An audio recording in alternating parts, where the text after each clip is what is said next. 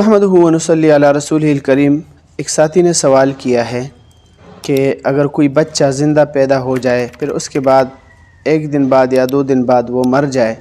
تو کیا اس کے کفن دفن اور غسل وغیرہ میں کوئی تبدیلی ہے یا اسی طرح ہے جس طرح عام طور پر دیا جاتا ہے؟ تو اس بارے میں مسئلہ تو یہ ہے کہ اگر بچہ زندہ پیدا ہو جائے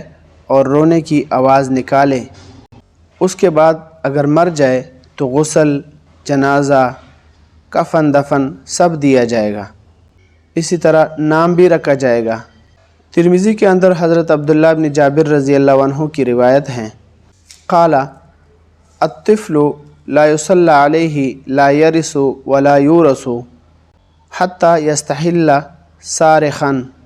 جلد نمبر 1 صفحہ نمبر 200۔ اسی طرح بیہقی کی روایت ہے، جلد نمبر 5 صفحہ نمبر 307، ابن حبان جلد نمبر 5 صفحہ نمبر 453، ابن ماجہ جلد نمبر 1 صفحہ نمبر 108، اور فتاوی تارخانیہ کے اندر امام ابو حنیفہ رحمۃ اللہ علیہ سے منقول ہے، اذا استحل المولود سمی وغسل وصلی علیہ ویکفن، جلد نمبر 3 صفحہ نمبر 10، اور شامی جلد نمبر 2 صفحہ نمبر 227۔